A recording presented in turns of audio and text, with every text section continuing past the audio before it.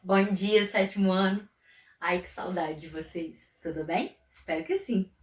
Hoje nós vamos dar início à correção das nossas atividades. Então, nós vamos começar pela apostila. Então, façam o seguinte. Se tiver alguma dúvida, pode parar o vídeo e me perguntar, ou podem anotar as dúvidas e me perguntar depois.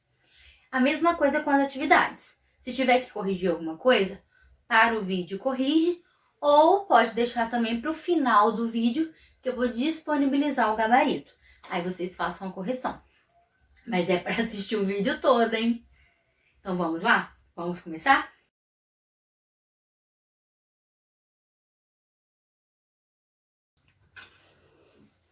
Então vamos à correção da página 40 da nossa apostila. Então aqui nós temos um gráfico que está perguntando que gás existe em maior quantidade. Então, a maior quantidade nós temos o nitrogênio.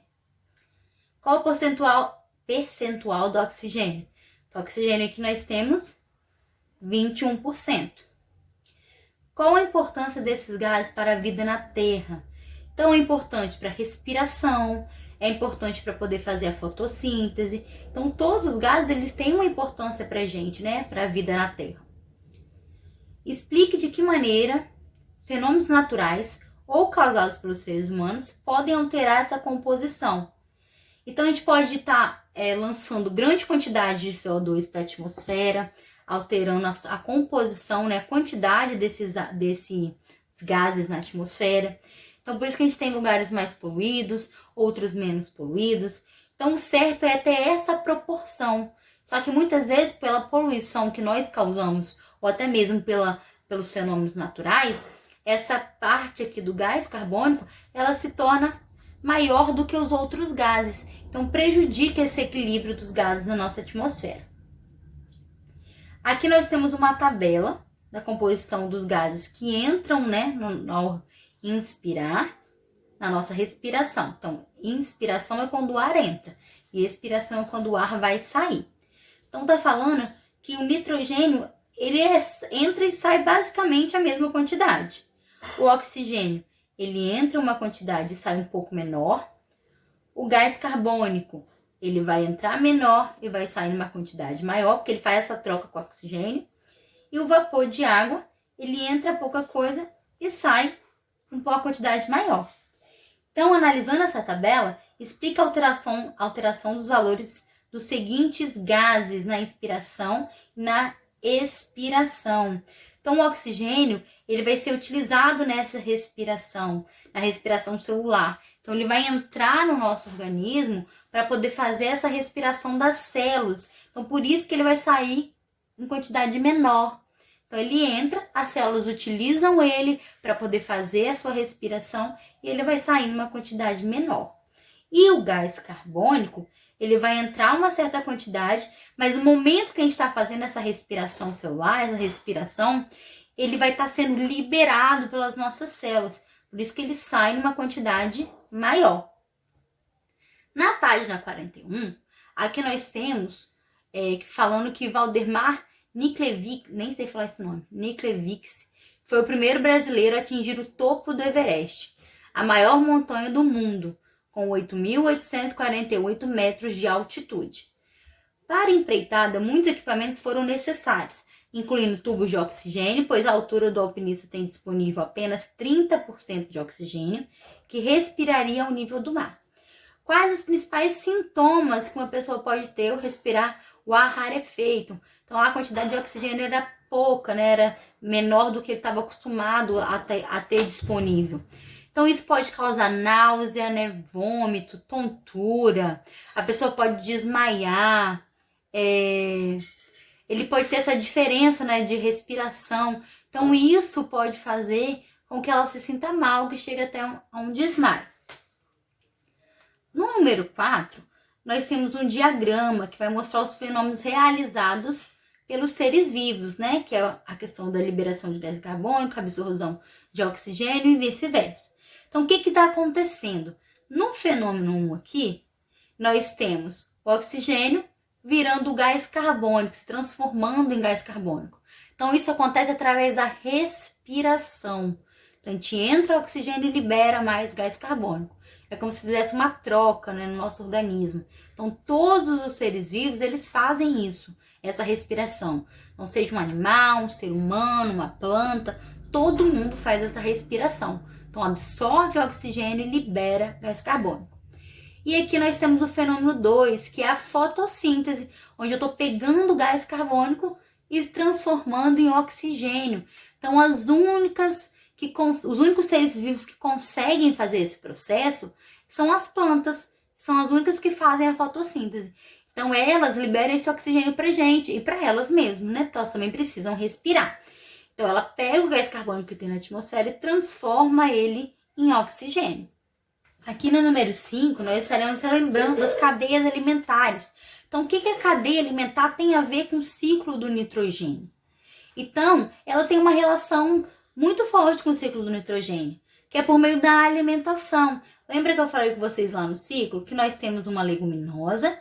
Nas raízes dessa leguminosa tem as bactérias que vão fixar o nitrogênio, né, do ar. Então, aqui eu tenho o nitrogênio. Esse nitrogênio, ele vai ser fixado por essas bactérias. Então, se eu tenho um animal que vem aqui e se alimenta dessa leguminosa, ele vai estar pegando parte desse nitrogênio. Então, se eu tenho outro animal que se alimenta desse aqui, ele também vai estar pegando parte desse nitrogênio.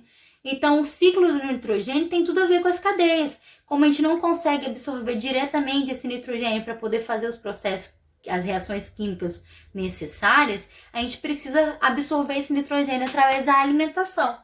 Então, por isso que é importante a gente estar comendo essas leguminosas. Então, se a gente também se alimenta de um animal, né, que comeu essas leguminosas, que se alimentou dessas leguminosas, parte desse nitrogênio também está indo para o nosso corpo. Algumas das doenças que você estudou são classificadas como causadas pelo ar e outras como transmitidas pelo ar. Qual a diferença considerada para essa classificação? Então, as doenças causadas pelo ar, elas são desencadeadas pela poluição ou por gases tóxicos, né? Possivelmente foram respirados. Então, a gente respira essa poluição, a gente faz, ou esses gases que estão contaminados, esses gases tóxicos. Então, essas doenças transmitidas pelo ar são devido a isso. Então, as doenças transmitidas pelo ar são causadas por micro-organismos presentes no ar. Então, as causadas pelo ar são desencadeadas pela poluição e pelos gases tóxicos, e as que são transmitidas pelo ar são causadas por micro-organismos. No 7, pergunta que prejuízo o cigarro pode causar à saúde humana. Então, ele pode causar vários tipos de doenças, como câncer, infecções, problemas cardíacos e respiratórios. Você já ouviu falar em fumante passivo? Escreva os prejuízos de alguém ser fumante passivo. Então, o fumante passivo é aquele que não fuma, mas ele convive com o fumante. Então, ele fica inalando essa fumaça que vai sair dos cigarros. Então, os fumantes passivos, eles também sofrem muitos prejuízos que o cigarro pode causar à nossa vida. Escreva as vantagens e desvantagens que essa lei traz às pessoas, né? Essa lei que a gente fala aqui, ó, que existe no Brasil, falando que proíbe os cigarros em lugares públicos fechados. Então, quais vantagens e desvantagens que isso pode trazer às pessoas? Então, elas podem evitar a inalação dessa fumaça pelas pessoas que não fumam, né? Pelos fumantes passivos, que também podem sofrer os mesmos danos que aquela pessoa que é fumante. E também essa fumaça, ela resulta da queima do cigarro, que é tóxico. Então, isso também pode fazer com que as pessoas tenham alguns tipos de doença. Então, algumas dessas vantagens são que evita que outras pessoas que não fumam, elas não adquirem essas doenças, né? Porque elas também podem adquirir essas doenças inalando essa fumaça. Então, evitando isso, a fumaça ficar acumulada no local fechado, vai evitar com que as pessoas elas adquirem essa doença mesmo sem fumar.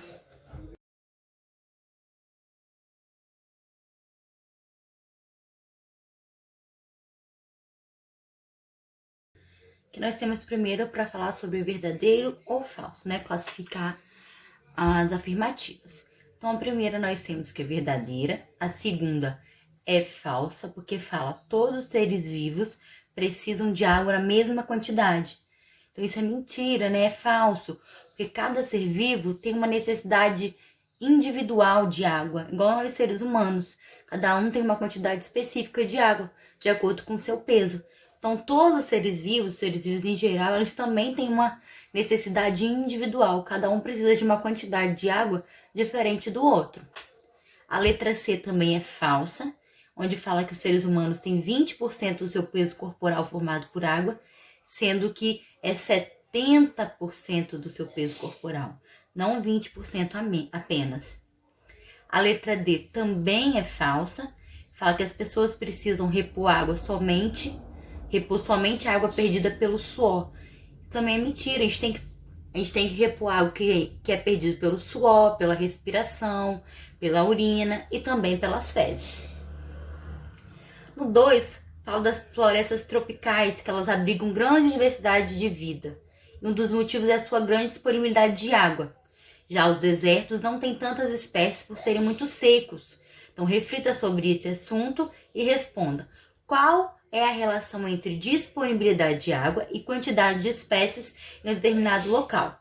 Então, os locais que têm uma maior disponibilidade de água, eles favorecem mais o estabelecimento, um número maior de espécies. Agora, naqueles ambientes mais secos, os únicos animais que vão conseguir sobreviver ali são aqueles que conseguem se adaptar. Então, num ambiente que tem muita água, os animais eles conseguem viver de maneira mais facilitada. Agora, nos ambientes secos, é só aqueles animais que realmente conseguem se adaptar àquele clima, né? Aquela falta de água, ou água em certos períodos e outros não. Então, não são todos os animais que conseguem viver nesses ambientes secos. E num ambiente que tem disponibilidade de água, acabam conseguindo viver com mais facilidade. Ao viajar por uma estrada, o motorista para em uma bica de água cristalina e mata sua sede. Podemos dizer com certeza que a água que ele bebe é potável? Por quê? Não, a gente não pode afirmar. Porque essa água que ele está bebendo pode estar contaminada com micro-organismos que a gente não consegue ver a olho nu.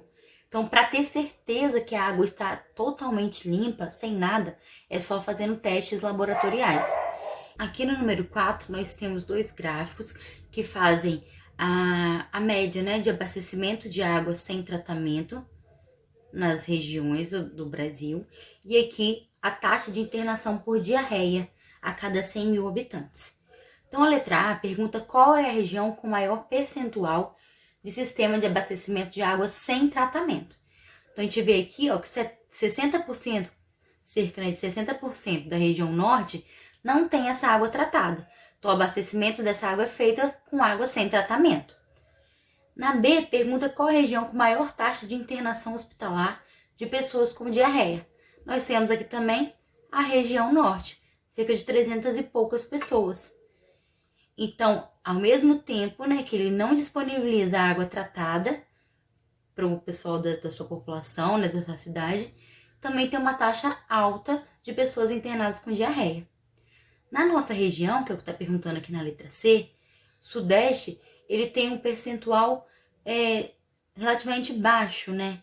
De acordo com o gráfico, de cidades, municípios que ainda não têm esse tratamento de água. Então, assim, nós temos bastante municípios. Deveria ser todos, mas ainda nós temos bastante municípios que não possuem água tratada. Então, o seu percentual de diarreia, né, de pessoas internadas com isso, também é baixo, devido também à quantidade de municípios que não têm essa água tratada. Então, um gráfico ele tem relação com o outro. É o que a gente vai responder aqui na letra D. Então, nas regiões, né, onde há maior percentual de sistema de tratamento de água, sem tratamento de água, de abastecimento, sem tratamento de água, os casos de diarreia vão ser maiores, porque é um sintoma da doença que pode ser transmitida pela água não tratada.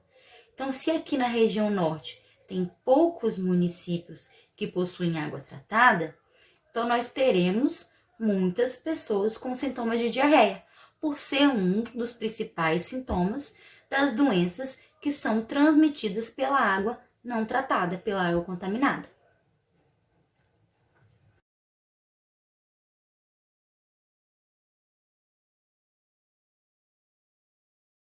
Então, dando continuidade, nós vamos para a hora de estudo, da página 51.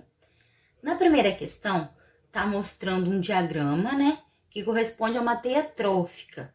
Então, está perguntando, esses outros números, né, representam outras espécies. As setinhas são a energia transferida para cada uma. Então, a espécie de tatu então nós temos o tatu aqui. Ele se alimenta do número 10, o número 11 se alimenta dele, o 3 se alimenta dele, o 14 se alimenta dele, o 2 se alimenta dele, o 13 se alimenta dele, ele se alimenta do número 4 e por aí vai, né? Formando a outra teia trófica. Então, a espécie de tatu, ela é que espécie? Ela é uma espécie onívora. Por que ela é uma espécie onívora? Ela se alimenta tanto de vegetais quanto de pequenos animais. Então, eles conseguem ter essa alimentação mais diversificada. Então, o tatu ele se alimenta de formiga, ele se alimenta de pequenas folhas. Então, ele consegue ser uma espécie onívora. Um exemplo de uma cadeia alimentar longa então vamos aqui, começando pelo 13. Do 13, 13, tenho o 2, o animal 2. Depois eu tenho o tatu. Depois eu tenho o animal 4. Depois eu tenho o animal 1. É a cadeia mais longa que a gente vai ter, certinha. Então, a resposta certa, letra D. No 2, imagine um ecossistema que contenha seres vivos formando a teia alimentar resumida colocada abaixo. Então, uma nuvem de gafanhotos destruiu a plantação de trigo. Então, nós temos a plantação de trigo, uma nuvem de gafanhotos veio e destruiu ela. Então, olha aqui, o trigo tá aqui, certo? Então, eu peguei essa nuvem de gafanhotos aqui, que se alimentava desse trigo, acabou, né, com essa plantação de trigo. Então, o que vai acontecer? Se eu não tenho mais trigo, quem que sai prejudicado? Os meus ratos, né? Porque o rato não vai ter trigo para poder se alimentar. E também a minha coruja que vai estar se alimentando desse rato. Então, se eu não tenho rato para se alimentar de trigo, ou seja, eu não tenho trigo, então eu não tenho comida para o rato. Então, se eu não tenho comida para o rato, ele não vai sobreviver. Porque ele não está se alimentando de mais nada, só está se alimentando do trigo. Então, se a coruja também só está se alimentando do rato e o rato vai sumir por causa do trigo, então a minha coruja também vai fazer o quê? Vai acabar diminuindo a quantidade de coruja que tem. Então, o que sobrar desses animais são aqueles que conseguiram se adaptar e mudar a sua alimentação, mudar a sua rotina. Mas são poucos que vão conseguir fazer isso rapidamente. Na B, fala que chuvas intensas nos meses de verão favorecem o desenvolvimento de pulgões. Então, vou ver o pulgão aqui, nós temos pulgões aqui, certo? Então, se nós temos os pulgões, o que vai acontecer? A produção de limão e de trigo, vai diminuir. Por quê? Se vai aumentar a quantidade de pulgões, vai ter mais pulgões para se alimentarem de limão e de trigo. Então, o que eu tinha de produção aqui não vai duplicar, não vai aumentar. Só quem aumentou foi o pulgão. Então, vai ter menos limoeiro, menos limão e menos trigo, porque vai ter mais pulgão para poder se alimentar. Se acontecer isso, né, no caso, aumentará o número de joaninhas e de aranhas. Por quê?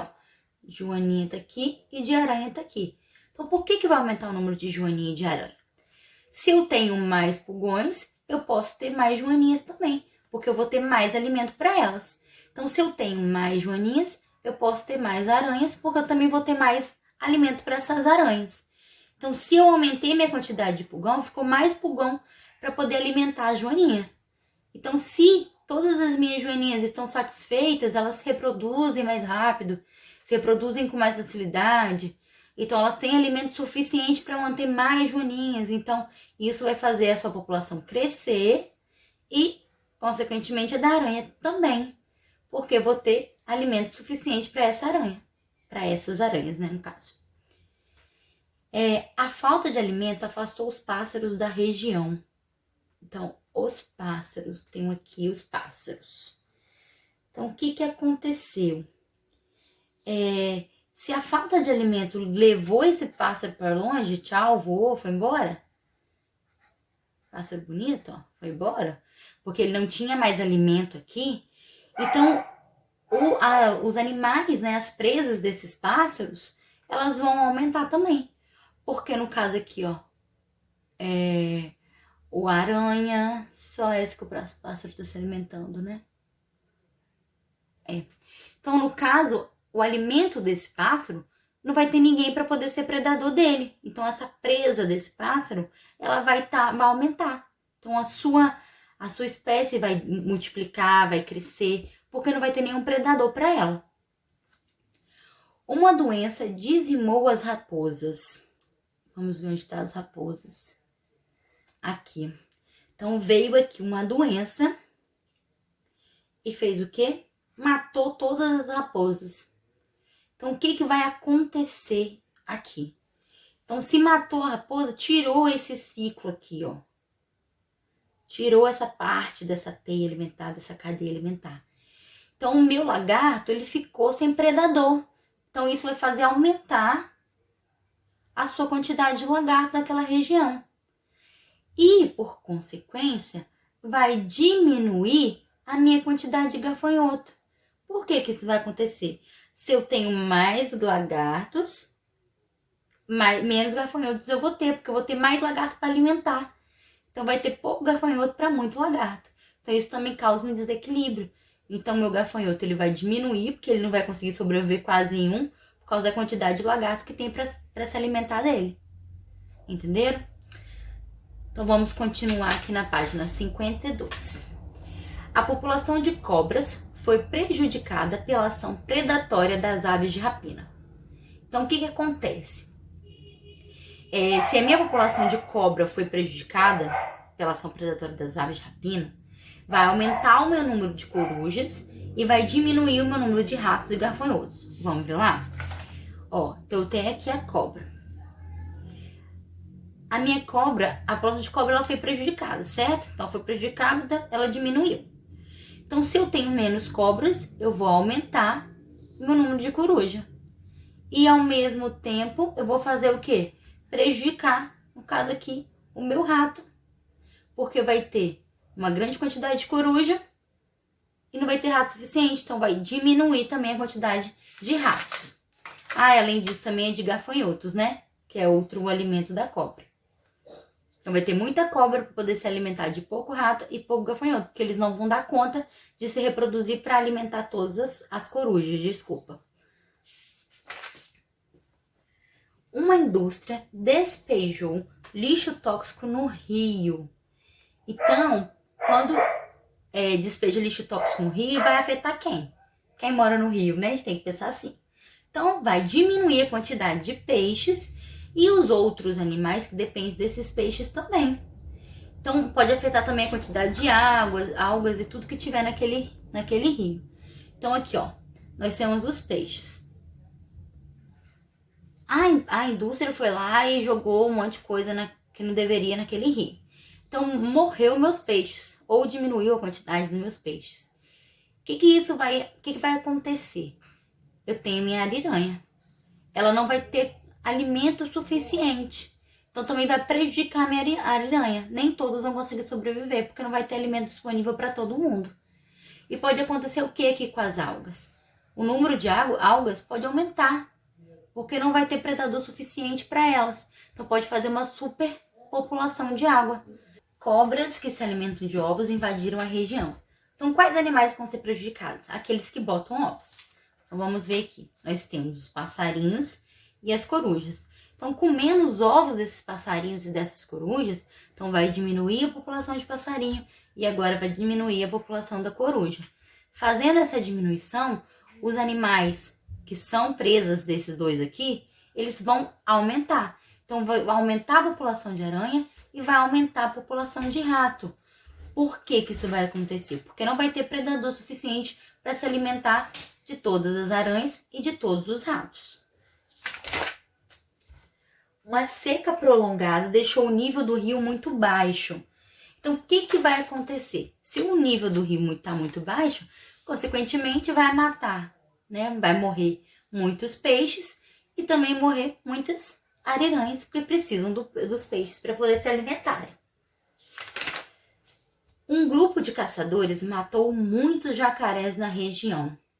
Então eu venho aqui e mato os jacarés, mato a maioria dos jacarés, vamos achar aqui. Matei meus jacarés, vários jacarés. Então se eu não tenho predador para ariranha, ela vai aumentar. Se eu não tenho predador aqui para o meu passarinho, ele vai aumentar, certo? Então, vai aumentar essa quantidade de ariranha, consequentemente, vai diminuir a minha quantidade de peixes, entenderam?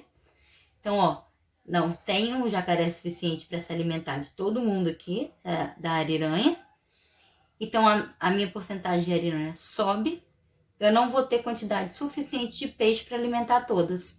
Então, consequentemente, o jacaré diminuindo, o que vem antes dele vai aumentar e o que vem depois vai diminuir. Então, é um equilíbrio. A gente precisa de um equilíbrio ecológico. Precisa que essa cadeia, essa teia, ela seja organizada. Porque toda vez que tiver algum problema, os animais eles precisam se adaptar. Porque senão eles acabam morrendo e um levando o outro também à morte, ao prejuízo. No 3, tá falando que nós temos um esquema de uma teia alimentar, né? E tá pedindo pra gente, de acordo com seus componentes e seus respectivos níveis tróficos nas cadeias alimentares dessa teia, é correto afirmar que. Então, antes, vamos lembrar uma coisa. Quando eu falo de cadeia alimentar, eu começo de produtor, consumidor primário, consumidor secundário, terciário e assim por diante. Quando eu falo de níveis tróficos, então o meu primeiro nível trófico é sempre o meu produtor. O meu consumidor primário é o meu segundo nível trófico. E assim sucessivamente. Então, aqui é correto afirmar que a cobra poderá ser consumidor secundário ou terciário. Então, vamos conferir aqui, ó. Produtor, consumidor primário, consumidor secundário. Ó, produtor, primário e secundário. Então, já montamos uma cadeia alimentar dessa teia. Vamos a outra agora? Ó, produtor, consumidor primário, consumidor secundário e consumidor terciário. Então, a cobra, ela pode ocupar dois lugares nessa teia alimentar aqui. Então, ela pode ser consumidor secundário ou terciário. Então, a resposta certa, letra A. No 4, o ser humano polui a atmosfera de diversas formas. Entretanto, a poluição do ar também tem suas fontes naturais. Assinale as alternativas que citam fontes naturais de poluição. Então, ó, fontes naturais de poluição.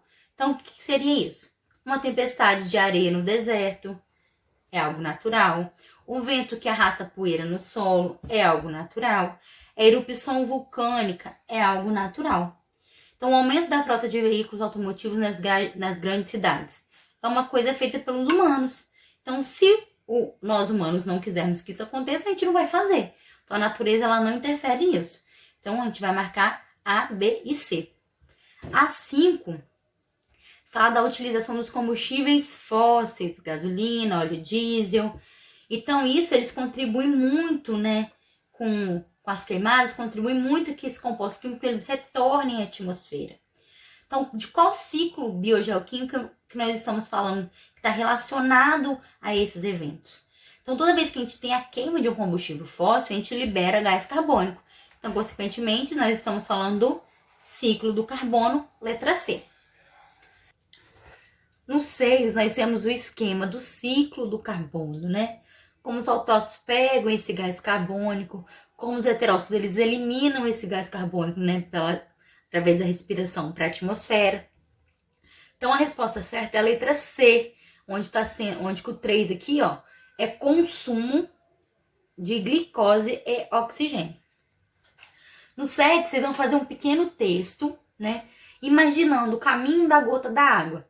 Então, que ela cai da chuva, passa pelo corpo de uma criança e volta a formar a nuvem. Então, vocês têm que descrever basicamente o ciclo da água, né? Então, a água cai, essa água ela vai ser tratada, ela chega às nossas casas, a gente vai beber essa água. Essa água ela vai sair do nosso corpo através da urina, através do suor, através das nossas lágrimas. E elas voltam, né? Evaporam e voltam para a atmosfera, formando a chuva. Na número 8, fala que o Centro de Informação de Saúde para os Viajantes, eles orientam os turistas a não consumir bebidas, suco, sorvete, gelo ou qualquer outro tipo de alimento adquirido com vendedores ambulantes. Então, por que que isso é orientado? Porque geralmente a gente não sabe como que aquele alimento foi feito, como que aquele suco foi feito, aquele sorvete foi feito. Então, eles podem ter sido feitos com água sem tratamento ou com água que esteja contaminada. Então, como a gente não sabe de onde vem aquela procedência daquela água, pode estar contaminado com algum micro-organismo, isso pode causar algum tipo de doença. Então, toda vez que a gente toma uma água que ela esteja contaminada com algum tipo de micro-organismo, ela pode causar uma doença no nosso corpo. Então, o principal sintoma disso tudo vai ser a diarreia, vai ser o vômito. Então, a gente tem que tomar cuidado de quem a gente está comprando essas coisas, em que local, se é um local que tem responsabilidade, a gente tem que ficar atento em qualquer lugar que a gente vá. Na 9, tem um cartaz aqui do lado falando sobre a zika, chikungunya e a dengue e tá perguntando qual é a forma de transmissão dessas doenças. Então, as 3 doenças, as formas de transmissão é por um único mosquito, uma única espécie de mosquito, que é o Aedes aegypti. Então, a fêmea desse mosquito, ela consegue provocar no corpo do ser humano uma dessas 3 doenças. O que cada um de nós pode fazer para diminuir a ocorrência dessas doenças? Então, nós temos que evitar a água tratada, porque se não tem proliferação de mosquito, não tem proliferação de doença. Então, é limpar o quintal, não deixar acumular água, não deixar a caixa d'água descoberta, não jogar lixo em terrenos abandonados, porque a sacola de lixo pode acumular um pouquinho de água que seja, e já é suficiente para o mosquito ir ali depositar seus ovos. Então, virar as garrafas, colocar areia no num prato de planta. Então, evitar qualquer acúmulo de água que possível, por menor que seja. E aqui nós temos a página 54. Nós temos um texto, né? Falando da importância das florestas e tudo mais. E a primeira pergunta fala qual é a importância das florestas para o ciclo da água. As florestas, elas são essenciais para o ciclo da água. Por quê? As plantas, elas absorvem, retêm e liberam água. Então, isso auxilia na formação das nuvens. Então, as plantas são super importantes para absorver, reter e liberar essa água para formar as nuvens. Na letra B, fala que, segundo os indígenas, o que acontece nos anos que ocorrem mais queimadas e desmatamentos. Então, acontece que a colheita atrasa e tem pouco alimento. Então, os indígenas, eles se baseiam muito nas previsões meteorológicas, né? De olhar para o céu, do céu, das estações, da lua, ajudarem eles nesses afazeres, em quando vai plantar e quando vai colher. Então, quando tem um ano que acontece muitas queimadas e desmatamentos, eles já sabem que a colheita vai ser atrasada e que o alimento vai ser pouco. Qual é a relação entre chuvas e boa colheita? Para poder crescer, para poder desenvolver, todas as plantas elas precisam de água. Então, se não tem água, a produtividade cai. Então, as lavouras ficam comprometidas. Então, se não tem água suficiente para fazer aquela planta desenvolver, para aquela planta crescer, ela vai demorar mais nesse ciclo ou vai até mesmo morrer, né, por causa da seca. Então, a água ela é essencial para todas as plantas crescerem, para desenvolver mais rápido e para acontecer a colheita. No 11, nós temos outro texto, né, que fala da Organização Mundial de Saúde. E aqui embaixo nós temos alternativas que indicam maneiras de evitar doenças transmitidas pelo ar ou pela água. Então, quais são essas maneiras? Quais são essas alternativas? Primeira coisa, lavar bem as mãos sempre que necessário. Ultimamente agora, nós estamos precisando muito disso, de lavar bastante as mãos o tempo todo. Mesmo que você esteja dentro de casa, porque a gente tem muita mania de ficar colocando a mão no rosto o tempo todo. Então, lavem as mãos. De minuto em minuto possível, a cada 20 minutos, esteja lavando as mãos, mesmo que dentro de casa. Manter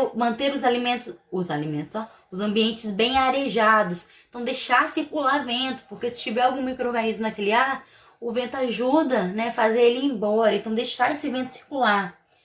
Consumir sempre água tratada. Então, consumir bastante água e essa água também tem que estar tratada.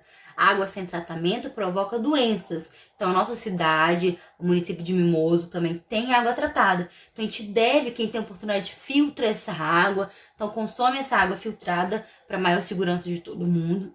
E consome bastante água.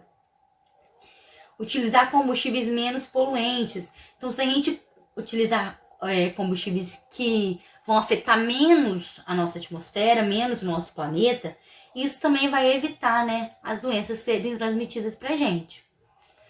Não fumar e não expor a fumaça do cigarro. Então, não fumar, a gente já sabe que fumar acaba com o nosso pulmão, que acaba com a vida. E além disso, você não tá acabando só com a sua vida. As pessoas que estão ao seu redor, geralmente são pessoas que a gente gosta muito. Então, essas pessoas que estão ao nosso redor, elas também estão inalando essa fumaça do cigarro. Então, a gente também está prejudicando essas pessoas. Então, não fumar, não ficar perto de quem fuma e não deixar as pessoas inalarem essa fumaça é de extrema necessidade, para poder evitar também várias doenças. Manter a casa e a sala de aula bem limpas e higienizadas. Uma coisa que eu peço sempre a vocês, sempre desde o primeiro dia, eu bato muito nessa tecla. Vocês sabem que eu não gosto de sujeira, né? Então a gente tem que manter o nosso ambiente limpo para poder evitar de puxar, né, de trazer para perto da gente esses micro-organismos, esses vírus, essas bactérias. Então, quanto mais limpo estiver, menos contato com esses micro-organismos nós teremos. Então, a gente tem que estar sempre mantendo o nosso local, onde a gente vive, onde a gente convive, bem arejado, sempre limpo, higienizado. Então, por isso que a gente está tendo que usar agora, mais do que nunca, o álcool em gel. Então, a gente tem que se cuidar, a gente tem que prestar atenção nos pequenos detalhes. Às vezes a gente acha que é brincadeira, dividir o mesmo copo, a mesma garrafa. Às vezes a gente acha que é frescura. Não é frescura. É uma forma de se proteger e proteger as pessoas que a gente ama também. Terminamos por aqui então a nossa apostila. Na próxima aula vamos dar continuidade à correção dos exercícios. Então até mais. Até a nossa próxima aula online, já que a gente não pode estar pertinho, né? Beijo, gente!